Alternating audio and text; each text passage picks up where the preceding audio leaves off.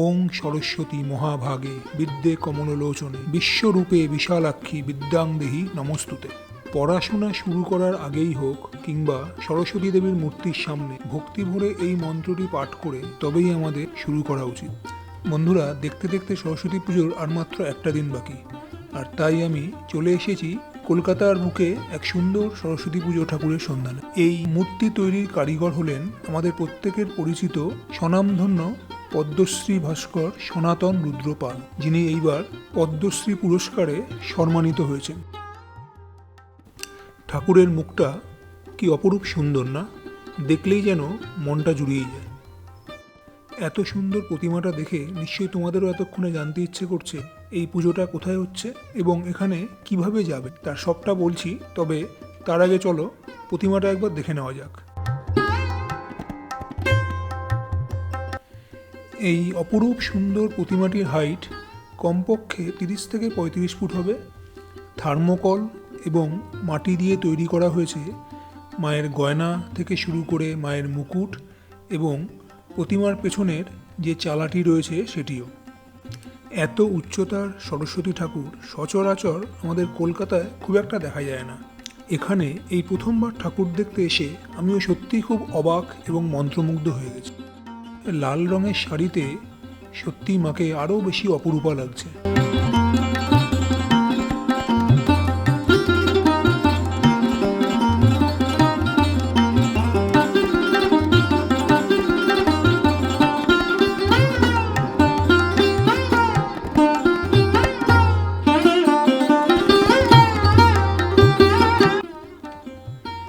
জয় জয় দেবী চরাচর সারে কুচযুগ শোভিত মুক্তাহারে বীণা রঞ্জিত পুস্তক হস্তে ভগবতী ভারতী দেবী নমস্তুতে। এটি হলো আমাদের সরস্বতীর বন্দনা মন্ত্র।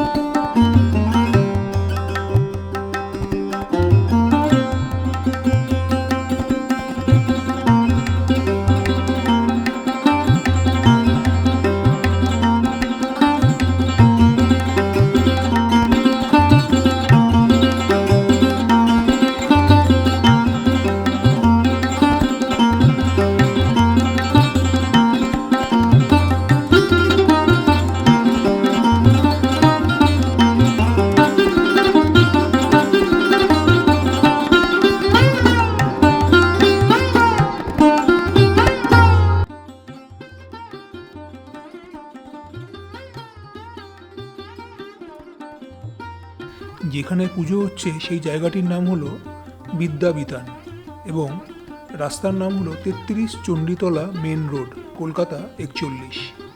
জায়গাটি কালীতলা মোড়ের খুব কাছেই অবস্থিত এবং সামনে রয়েছে বাণী নিকেতন হাই স্কুল।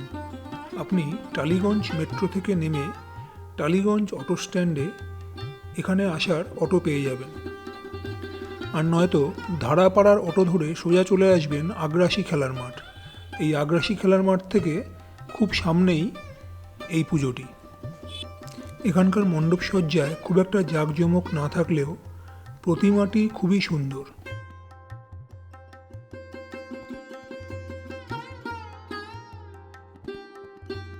এখানকার এক স্থানীয় বাসিন্দার সাথে কথা বলে যেটা জানতে পারলাম সেটা হলো বিগত বেশ কয়েক বছর ধরেই এখানে পুজো হয়ে আসছে এবং এটি কোনো ক্লাবের পুজোও নয় বা কোনো শিক্ষা প্রতিষ্ঠানের পুজোও নয়, এটি হলো সম্পূর্ণরূপে একটি বাড়ির পুজো। তাহলে বন্ধুরা, আর দেরি কেন? সময় নষ্ট না করে তোমরা যত তাড়াতাড়ি সম্ভব প্রতিমাটি দর্শন করে যেও। প্রতিমাটি দেখে সত্যি তোমাদের খুবই ভালো লাগবে।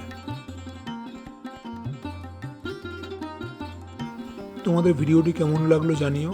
যদি ভালো লেগে থাকে তাহলে লাইক এবং শেয়ার করো, এবং সবার প্রথমে আরও নতুন কিছু জানতে আমার চ্যানেলটিকে সাবস্ক্রাইব করে নিও।